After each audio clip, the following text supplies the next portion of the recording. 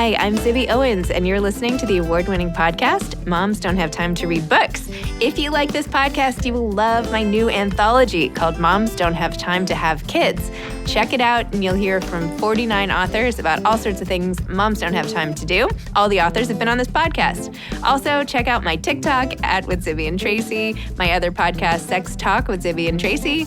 Check out Moms Don't Have Time to Write on Medium. And of course, my new publishing company called Zibby Books. And now back to our daily author interview site and a quick hello from some of my kids. Hi. Hi. Hello. Enjoy the show. Happy New Year, everyone. I hope you all had a great break. I wanted to let you know about something that I've been talking a lot about on social media @Zibby Owens, which is the hashtag 22 in 22 challenge. We are at Zibby Books, we are encouraging everybody, like all of you, to visit 22 bookstores in 2022.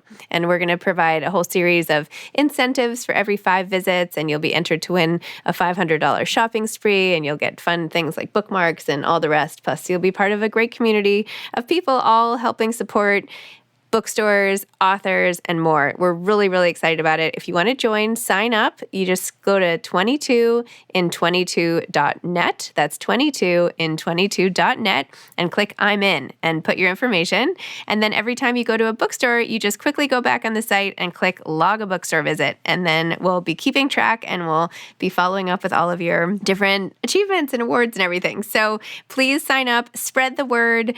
22 in 22, get your friends to join and start visiting bookstores, and it'll be really fun and exciting. So here's to a wonderful 2022. I'm so excited that you're listening to my podcast and doing all the fun things that I have been trying to bring into the world. So here we go, 2022. Hashtag 22 in 22. Susie Petruccelli is the author of Raised a Warrior, a memoir of soccer, grit, and leveling the playing field. Susie is a former captain of the Harvard women's soccer team, youth coach, author, producer, and tech professional. She supports organizations that grow opportunities for girls, like the Women's Sports Foundation, Coaches Across Continents, and the Equal Playing Field Initiative. Susie invests in female-founded projects and startups like Ida Sports, a company that makes soccer cleats and sports shoes ergonomically designed for women, and Build and Imagine, a toy company that designed STEM building toys for girls. Susie is the executive producer of the Equal Playing Field documentary, the suicide awareness film Last Call, and Warriors of a Beautiful Game, a film by Kelly Nascimento, the daughter of the Brazilian soccer icon Pelé, and Julie Foodie, the U.S. women's national soccer team legend, about gender inequality in soccer around the world. She works for Atlanta Media, building the women's soccer streaming platform to help grow exposure and fandom for the women's game. Welcome, Susie. Thanks for coming on Moms Don't Have Time to Read Books to discuss Raised a Warrior, a memoir of soccer, grit, and leveling the playing field. Thank you so much. I'm so excited. So excited. Is this you on the cover, by the way? It is 99% sure it's me. It could also be my identical twin sister. We're not 100% sure, but I do think it's me. Susie, I have to say, and I didn't end up taking the time to do this, but as I was reading your book, I wanted to Google your sister and try to find like pictures of you guys growing up. They must be out there, right? Because there was so much about Katie in the book and your relationship to her. And as a parent of twins, I was like, oh gosh, I feel like some of it was a sort of a referendum on how your parents parented twins. It is. Yeah. There are a ton of pictures and they're all very funny. Yeah. We had one of us had the bangs, one of us, they were always trying to figure out ways to differentiate us. I wore yellow, she wore pink. We had my grandmother would embroider our names, like our first names on everything we wore. It's hard. Twins are hard. I thought it was one of the scenes that I loved was you had been not working as hard in school as your sister and yet excelling in athletics and all this other stuff, but just you were giving that to her, she can be the student until you got the exact same score on an IQ test, which I also thought was so fascinating, right? I mean, there's so many ways identical twins are different, but that happened to us 3 times. Yeah, we had the same IQ scores. My parents were like, we're going to just slide these papers in front of you and turn them over and it's proof. You cannot slack off in school. This is not because you don't have the ability to do it. You're purposely not trying as hard as your sister. And it was good for me actually, because if they hadn't had that proof, I would have just kept going my own way and not really trying as hard as I possibly could. I don't think I knew I wasn't trying as hard as I possibly could, but that was, and then twice on the SAT, we got the same score, Oh my gosh. Yeah. Wow. Crazy. You're just like a nurture nature experiment. It is. I know. Yeah. Yeah. We've actually applied for a couple of those studies. They do like twin studies and stuff. There's a new one out and it's in California, but because I live in New York and she lives in California, we couldn't do it. So yeah, it's fascinating. It's fascinating. Wow. So your book is the journey of you being an athlete, but also coming into your own and rebelling against some things, accepting other things, growing up, and then fast forwarding and having kids and your own family and sort of the role of athletics, particularly as it relates to women over time. How'd I do with the summary there? That was amazing. Thank you. Yes. You can just take it and start using that.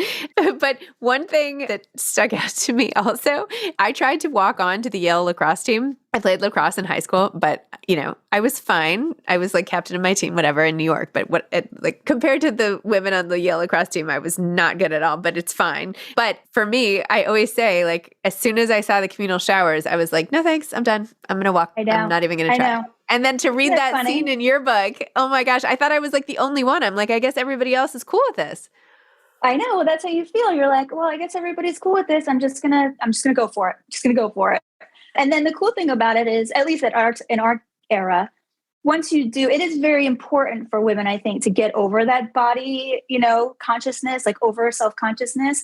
And, some people do and some people don't. Like as the years went on, we did have girls who just never went in a communal shower. And, it was funny for us at the time because we shared a shower. It wasn't even a private communal shower for our team. We shared it with 2 other teams.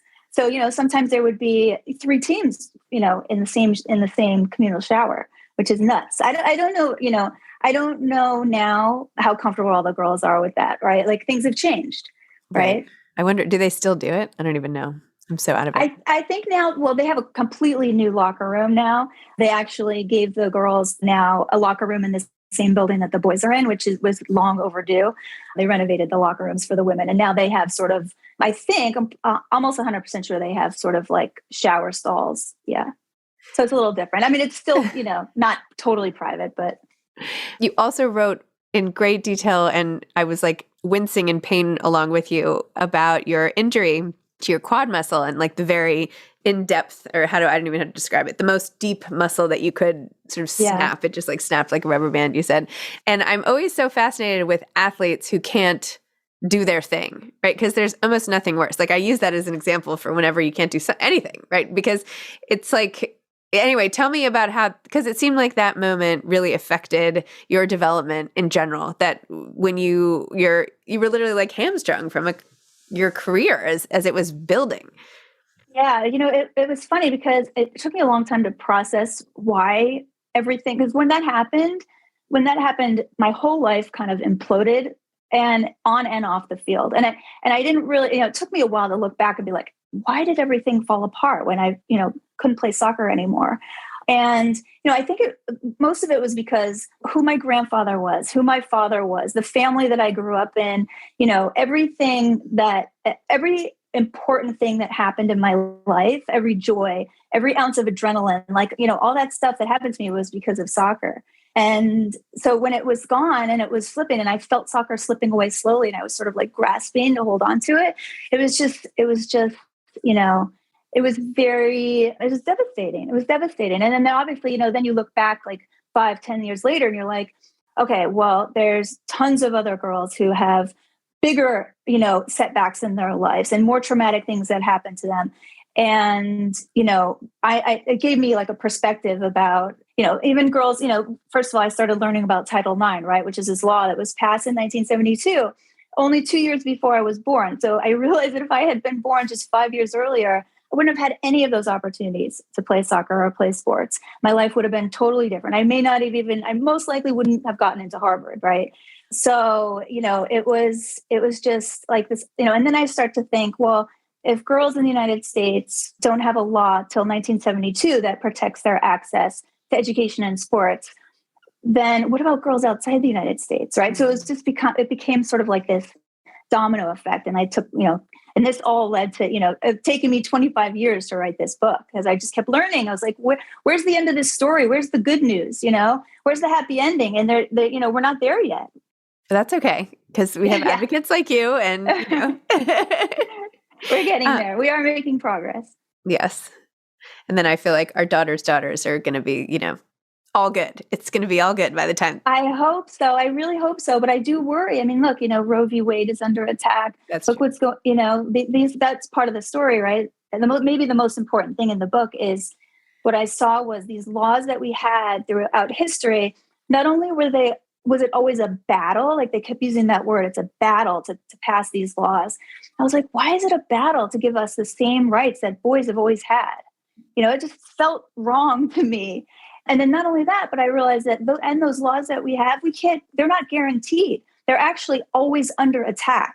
And there's these organizations, these nonprofits, and these amazing people that literally work 24/7 to protect those laws so they stay in place.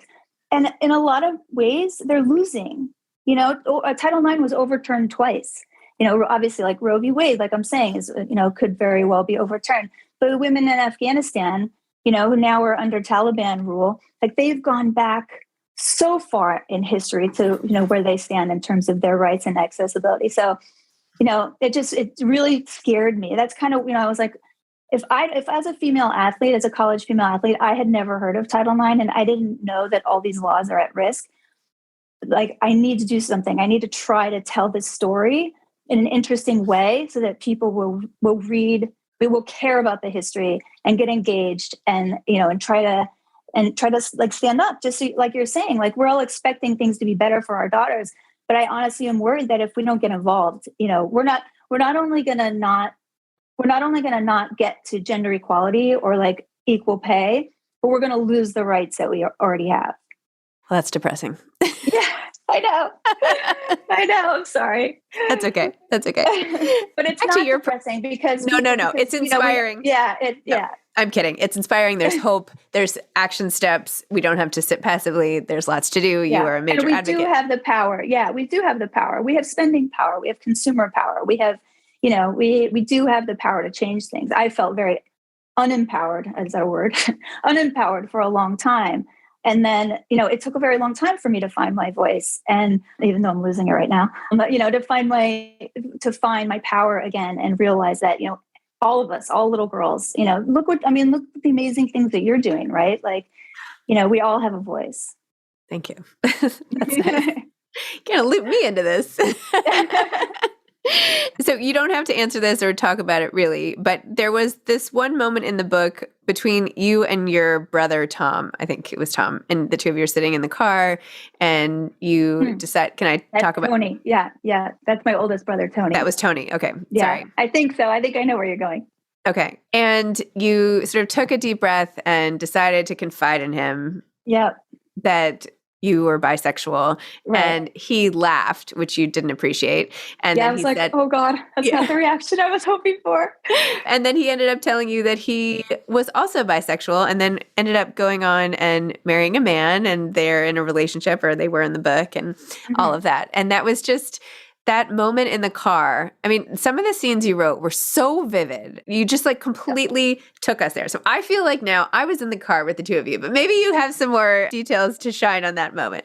Yeah. I was, like I said, like I lost soccer and my whole life, like I was sort of self-destructed. And, I think there had been a lot of moments in my life leading up to that point that, not just about soccer, but about who I was and about not being like authentic to myself and pretending to be who I thought I was supposed to be, that kind of stuff.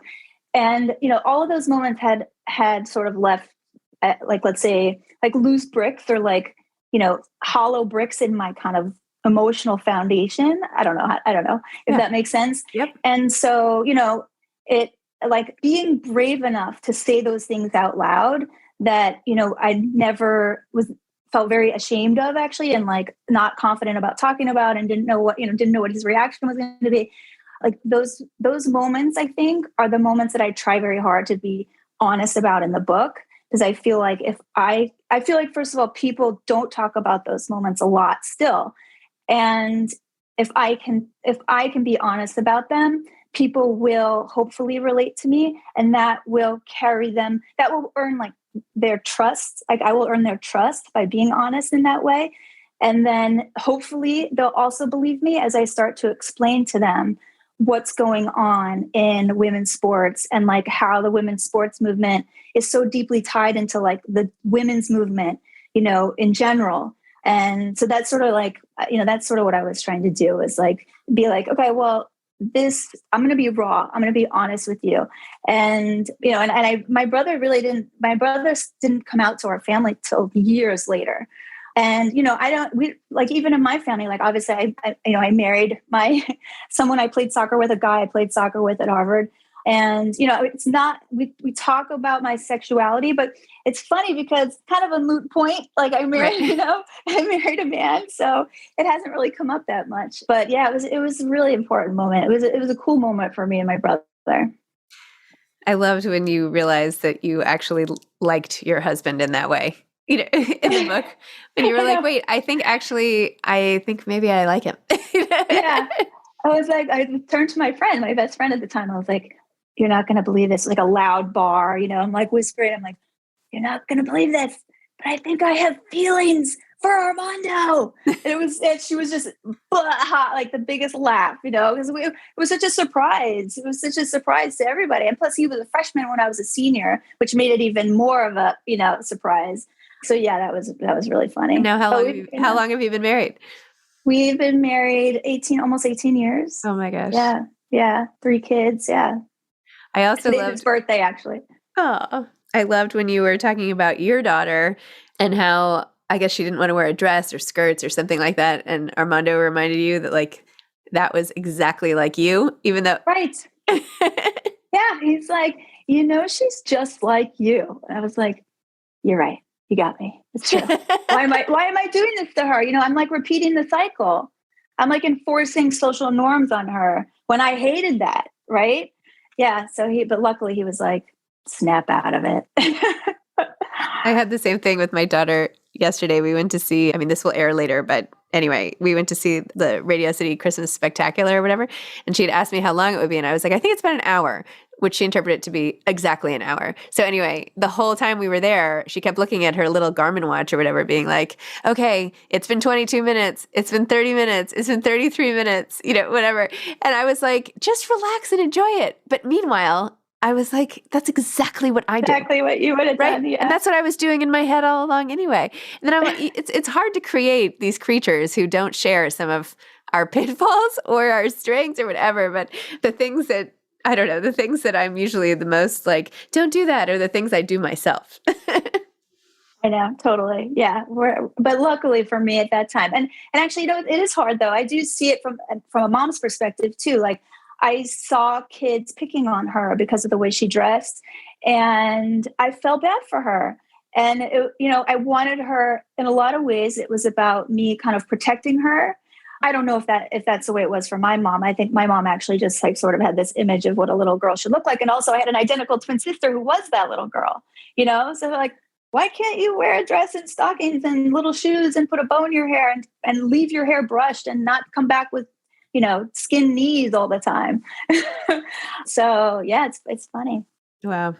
I really did get a sense though in your family history with both your dad and your grandfather being big deal football guys, and just, that there was this DNA sort of coursing through you, right? This genetic amazing athleticism. And when I was reading it, I was like, I can't wait to see what happens with her kids, right? Where are your kids going to? They must all be amazing athletes too, right? It just seems like you have such a strong gene. Oh, that's nice. Thank you. No, and that's the way it did feel that way. And I did feel like I was part of that family legacy. And, my kids are doing well. They're actually, none of them are playing very much soccer, which is funny because obviously my husband and I are both soccer players, but they're all playing a lot of lacrosse, which, as in New York area is like very, very, very popular, very hard to avoid. Yes. So they play a lot of lacrosse and they love it. So it's good. And they're getting everything out of it that I loved about soccer. And I'm learning a lot about I'm learning a lot from being a parent of an athlete, and they're all different levels too. And so I'm learning a lot about sort of the other, being the flip side and being the parent. Cause I was very critical of the way my dad was, my dad was harsh, right? He was a tough person. Like the book's called Raised a Warrior because that's how he raised us on the field, was to like sacrifice our bodies for the team. Right. Yep. So I'm seeing it now from the parent perspective, which is also really, really interesting. I feel like when I read about people like your dad and, I'm just like such a wimp when it comes, like, I'm just so not strict enough at all. I understand there's a spectrum, like continuum, but I'm like, wow, he pushed and look what you achieved though, right? You and your sister are both at Harvard, like playing soccer and, captaining the team. And, now you've dedicated your life to this. And I don't know. I'm like, well, maybe there's something to all that pushing. It's funny though. Well, from now I married, obviously, which we do. I married someone like my father. So he's the one who's pushing, and he's really similar to my dad, which is so funny. But, and so I'm sort of the balance on that. And so I'm probably more like you, where I'm like, no, like let them play other sports, and everyone should be quiet on the sidelines. Like the parent yelling on the sidelines. I think it's hard because I still feel it like I'm still that kid on the field, right? And I'm like, ouch, ooh.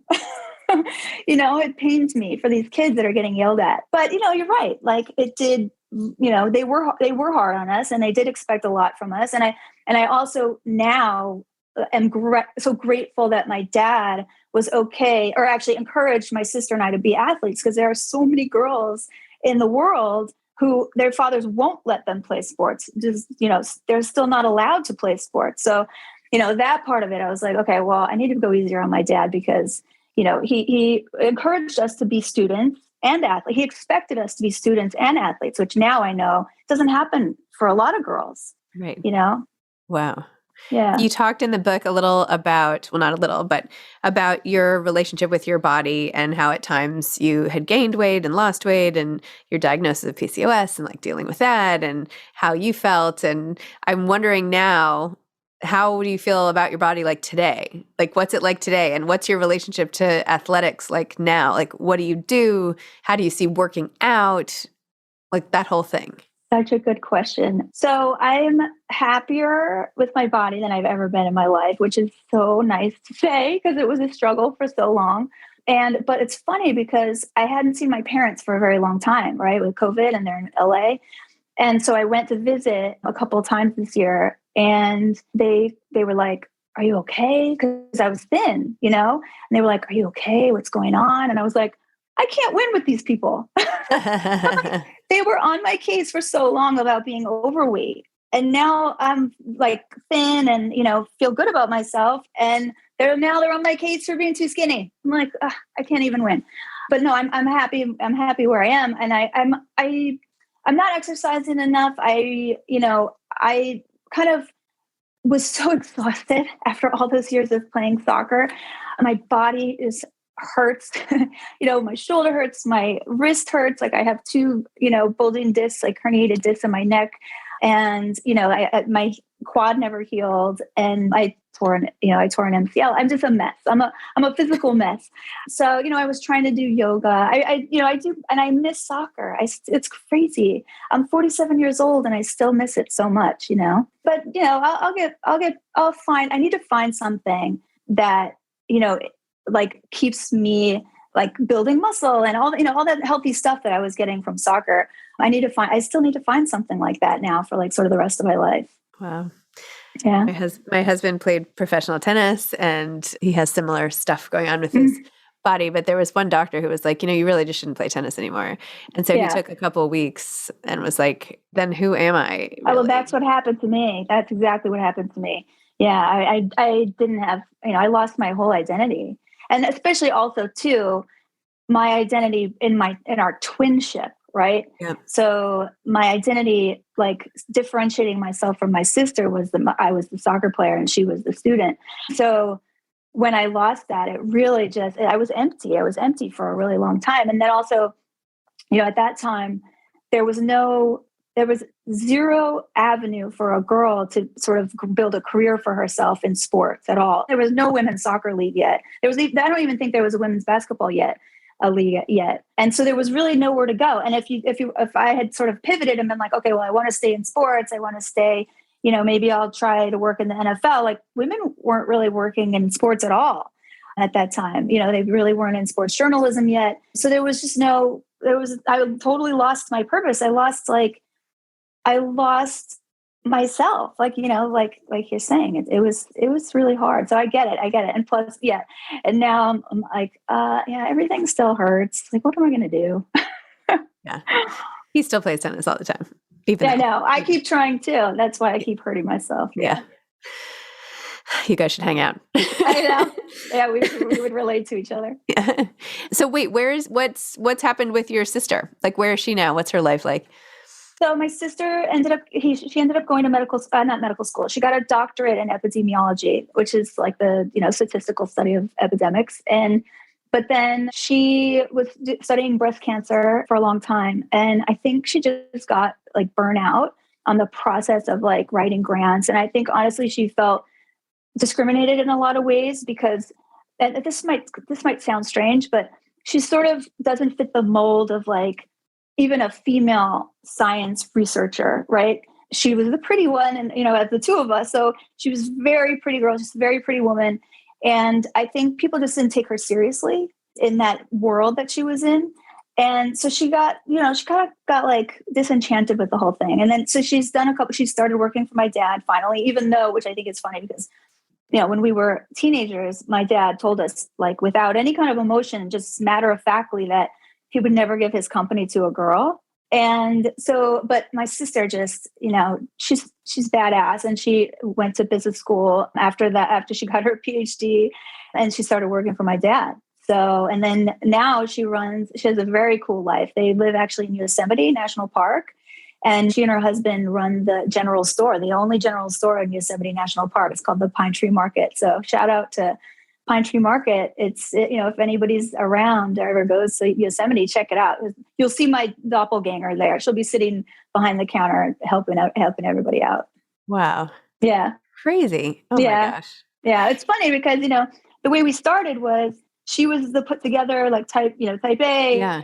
always matched. And, I was like the grungy one, and now I live in this town that's surrounded by all these women that, are very done up and always put together, very New Yorky, right? So I've gravitated towards that. And she's gravitated towards like the grungy kind of, jeans and a flannel like lifestyle that I was. So it's like, we kind of went like that. It's really strange.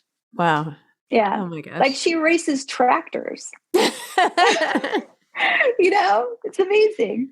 Wow. Yeah. Well, you have such an interesting story. I'm so glad you wrote it. I'm so glad I read it. And you did such a nice job of like taking us along for the ride. And I just love it. You like put us right there in the moment. And I don't know, I was like so proud when you had your kids. This sounds ridiculous, but I feel like we got to go through some of the hardest times of your life. And so I feel like really excited for you that now you have this book out and all of that. So that must feel great. And anyway, so what advice would you have for aspiring authors? So just keep going.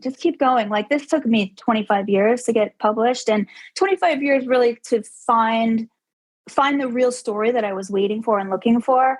And then I also took a like completely untraditional route to getting published. Actually, I won an award originally in England. Yes. So I won this prize in England.